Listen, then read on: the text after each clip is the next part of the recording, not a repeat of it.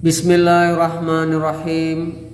Assalamualaikum warahmatullahi wabarakatuh. Alhamdulillahillazi arsala rasulahu bil huda wa dinil haqq liyuzhirahu 'ala dini kullih walau karihal musyrikun. Asyhadu an la ilaha illallah wahdahu la syarikalah wa asyhadu anna Muhammadan abduhu wa rasuluhu sallallahu alaihi wasallam la nabiyya ba'da, amma ba'd. Jumpa kembali dengan Pak Yap di channel Yapsil Ismal. Pada kesempatan saat ini saya akan menyampaikan kisah Nabi Sulaiman menjamin makanan semut selama setahun. Begini reaksi semut setahun kemudian. Sumber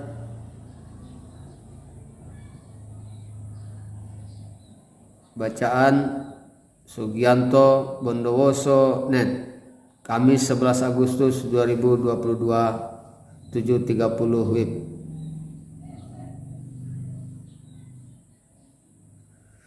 bondowosonetwork.com.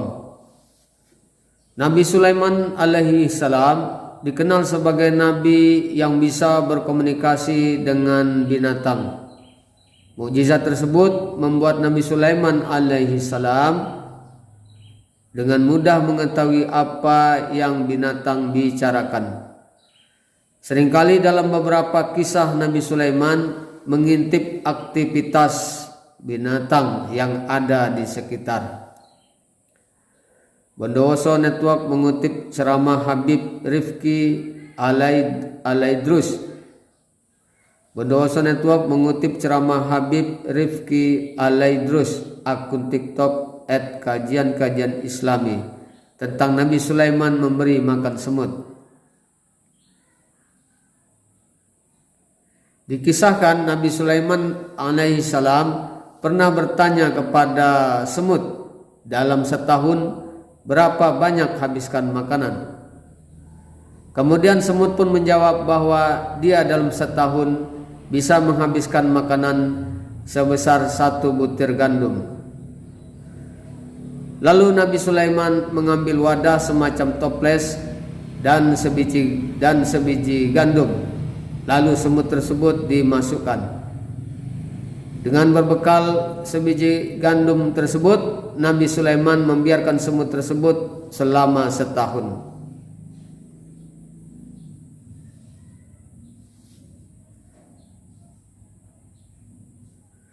Setahun kemudian kembali Nabi Sulaiman lihat ternyata gandum tersebut hanya termakan separuh saja. Kemudian Nabi Sulaiman bertanya kepada semut, kenapa hanya separuh saja yang dia makan? Semut menjawab bahwa dulu dia tidak berharap rezeki kepada Nabi Sulaiman karena sudah dijamin oleh Allah Subhanahu wa taala.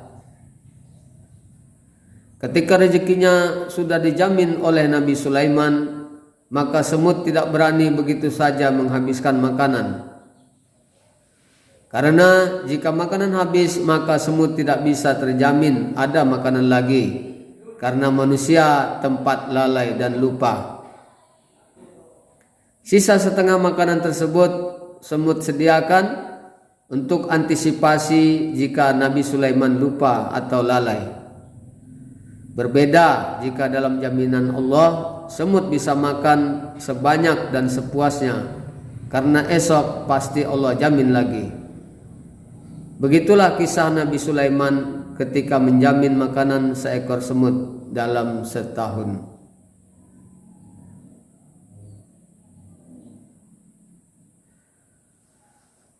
Editor Arin Nanda Sakinah, silakan di share atau disebarluaskan, semoga bermanfaat.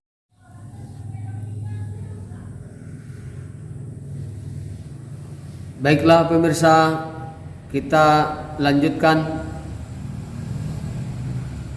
hikmah dari kisah semut yang dipelihara oleh Nabi Sulaiman. Bagaimana hikmahnya? Baik, kita bacakan sebuah artikel bersumber dari sindonews.com. Judul artikel ini, semut saja tidak mau bergantung pada Nabi Sulaiman. Nah, ditulis oleh Miftah H. Yusuf Pati. Miftah H. Yusuf Pati.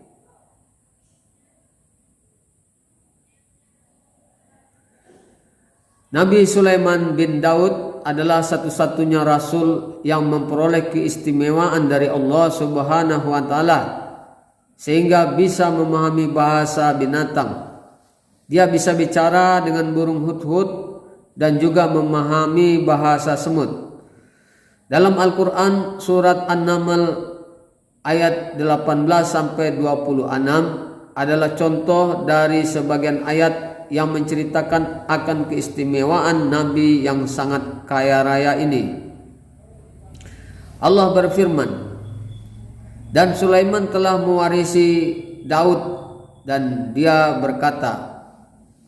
Diulangi, Allah berfirman, A'udzubillahi minasyaitonirrajim, Bismillahirrahmanirrahim, yang artinya Allah berfirman, dan Sulaiman telah mewarisi Daud dan dia berkata, hai manusia, kami telah diberi pengertian tentang suara burung dan kami diberi segala sesuatu.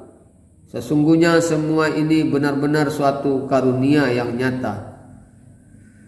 Dan dihimpunkan untuk Sulaiman tentaranya dari jin, manusia dan burung. Lalu mereka itu diatur dengan tertib dalam barisan, sehingga apabila mereka sampai di lembah semut, berkatalah seekor semut, hai semut-semut, masuklah ke dalam sarang-sarangmu agar kamu tidak diinjak oleh Sulaiman dan tentaranya. Sedangkan mereka tidak menyadari.